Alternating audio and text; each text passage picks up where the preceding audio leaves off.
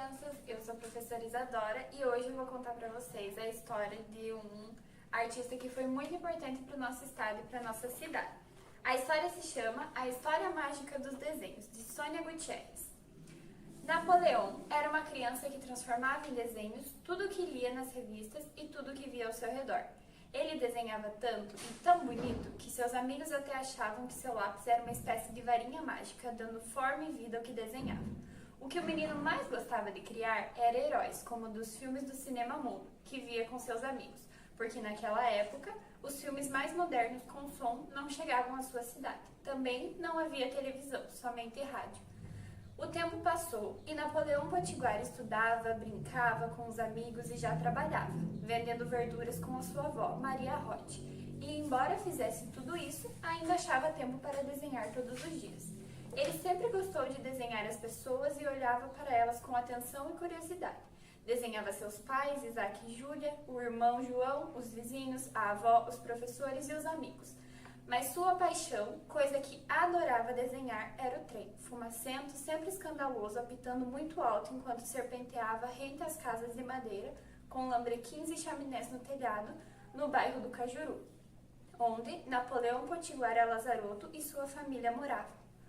Os professores José Félix e Alba gostavam muito dele e dos seus desenhos e o incentivavam a criar. O pai de Napoleão, que era ferroviário, ficava orgulhoso ao ver as histórias em quadrinhos, os rabiscos, esboços, desenhos e os livrinhos criados pelo guri. Ler gibis e livros era uma das distrações preferidas do menino, que enquanto lia, imaginava muitas outras histórias e as recontava, não com palavras, mas com desenhos. Napoleão Potiguara sabia que imaginar histórias é ótimo, porque aquela imaginação vemos e mostramos coisas do mundo de maneira criativa, nova e diferente. Pode-se escrever, pintar, dançar, contar histórias e, enfim, viver melhor. O guri teve muita sorte, já que tanto a escola quanto sua família o estimularam a ser corajoso e livre para fazer o que sentia. Ele foi muito esperto, pois entendeu logo que os desenhos não precisavam ser iguais às coisas que via. E da mesma forma que o nariz de um é diferente do nariz do outro, então a casa que desenhava também podia ser diferente da que existiam, das casas que os outros desenhavam. Ele pensava que se da imaginação saem as coisas é só deixá-las saírem naturalmente, as coisas vistas e as sentidas, do mesmo jeito que uma careta, um assovio, uma música ou como sair dançando. Também, desenhar é assim. Mesmo quando alguém achava que seu desenho não tinha pé nem cabeça, que a sua casa parecia um trem ou o trem parecia uma casa, ele nem ligava. Aquele era o seu desenho. Cada um vê e faz a coisa da sua maneira. Ele tornou-se um adulto que acreditava não existir criança que não soubesse desenhar, e que criança que pensa que não sabe é só porque poucas vezes pega o lápis para rabiscar, criar o seu próprio desenho e inventar com ele o seu próprio mundo, usando pontos, linhas, formas e cores, os recursos das artes visuais para mostrar o imaginário, aquilo que as palavras não podem dizer. Muito tempo e muitos desenhos depois, já adulto, Napoleão Potiguar Lazarotto era conhecido por todo mundo simplesmente como Poti, nome com que assinou todos os desenhos e gravuras. Muitos dos seus amigos eram escritores, escreviam livros e histórias de contos ou poesias e convidavam Poti, que já era conhecido como artista ilustrador, para desenhar, isto é, ilustrar. Achavam que os livros ficaram muito mais bonitos e interessantes quando palavras e desenhos moram juntos e a criação do escritor e do ilustrador conversam. Poti preferia desenhar a falar ou escrever sobre as coisas. Foi assim que ele se comunicou com o mundo, com a cidade, os amigos, os escritores, os livros, a literatura e até com ele mesmo, observando também, ao longo dos anos, sua própria obra. Muitos anos e muito mais de 100 livros ilustrados depois, Poti, que não era engenheiro, mestre de obras ou arquiteto, mas artista, criou com lápis e caneta sua cidade, inventando e contando 1000 histórias sobre ela. É uma cidade e tanto. Tudo é possível com tinta e pincel, com lápis e papel. Só não vale mesmo é a gente dizer que não sabe imaginar. A construção da sua cidade era um belo jogo, tendo sido seu principal tema e grande desafio para sua imaginação e sua arte.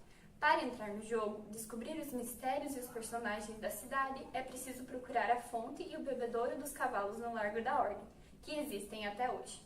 Essa é a passagem secreta para a cidade de Poti, uma espécie de máquina do tempo. Quem entra por ela adentra no jogo do artista ilustrador e passa por um novo tempo, o presente, passado e futuro da vida e da arte. Lá é possível ver e viver a passagem do dirigível alemão imenso Zeppelin, navegando do céu da cidade, e os raros e pequenos aviões parecidos com o 14 bis do inventor brasileiro Santos Dumont. Um dos personagens da sua cidade, o limpador de chaminés, Poti desenhou e redesenhou a vida toda, sempre de formas diferentes. Ele é uma figura muito estranha, veste sempre um paletó, asa de morcego e usa uma cartola preta imensa e inclinada.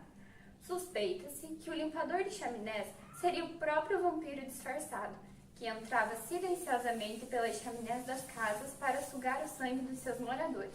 O fato é que o limpador de chaminés existiu mesmo, e Poti, quando jovem, o conheceu. Talvez soubesse de algum segredo desse homem, e por isso resolveu trazê-lo de volta para assustar, mas também para brincar com a imaginação e o medo dos outros. Por essas e por outras, é que muitos dizem que a arte é, na vida, uma espécie de mágica, e Poti, o artista ilustrador, é agora também um personagem de sua própria cidade, a Curitiba do presente, passado e futuro. Talvez ele more agora com seus personagens nos murais espalhados pela cidade, onde ficam conversando e rindo, enquanto observa as centenas de pessoas que passam nas ruas e param para admirar seus murais. Esses murais são livros gigantes e podem até ser a outra entrada para Curitiba de Poti. Quando a gente inventa histórias, olhando esses desenhos, alguém pode querer criar uma história sobre um menino chamado Napoleão Potiguara Lazarotto, que quando adulto construiu toda uma cidade no papel, com seus lápis, pincéis e canetinhas. Essa mágica acontece também cada vez que alguém abre um livro e, pela imaginação, dá vida a novas palavras e as ilustrações que estão dentro dele. Então, agora eu queria saber o que vocês mais gostaram dessa história. Vocês já conheciam esse artista? Não? Então eu vou contar um pouco mais sobre ele para vocês. O Poti Lazarotto foi um grande artista para o nosso estado e para a nossa cidade, porque nas obras dele, ele trazia vários elementos característicos aqui da nossa cidade e do nosso estado. Agora, para a gente fixar um pouco mais essa ideia, a gente vai montar um jogo. O que nós vamos precisar? Vamos precisar de um pedaço de cartolina, um potinho que você tem em casa, uma caneta e uma tesoura. Vocês vão colocar aqui o potinho, vão fazer um molde, aqui desse jeito, e vão recortar com a tesoura. E ele vai ficar desse jeito assim. Para você que não tem como colocar as fotos das obras aqui, você pode colocar só o nome. Então, nós vamos fazer 6 peças de cada obra, mas precisam ser 12, porque tem que ter 2 de cada para a gente formar o jogo da memória. Agora que todo mundo já sabe fazer, nós vamos jogar. Todos?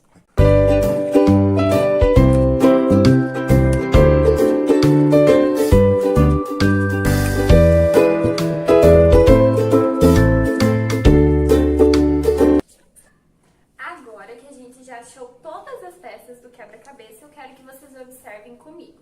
Vocês estão vendo essa peça aqui que a gente achou? Ó, ela tem uma cor só. O nome dessa pintura se chama monocromática. Por quê? Porque ela só tem uma cor. Quando a pintura tem mais de uma cor mostrando aqui, igual essa, por exemplo, ela se chama policromática. Essas são as diferenças entre as pinturas de Poti. E como vocês podem observar, elas sempre têm um elemento característico da nossa cidade, como por exemplo essa daqui. Aqui embaixo tem o Jardim Botânico, aqui tem os tubos dos ônibus. Então, ele sempre trazia os elementos para as obras. Agora, nós vamos escolher uma obra que a gente mais gostou e vamos fazer uma releitura. Como que essa releitura vai ser feita? Vocês vão precisar de uma folha de sulfite, tinta de qualquer cor que vocês tiverem aí, e a gente não vai poder usar pincel. Nós vamos usar apenas algodão e cotonete. Como que a gente vai fazer isso? Vocês vão pegar um pratinho e vão colocar um pouco de tinta aqui que vocês quiserem, a cor que vocês quiserem.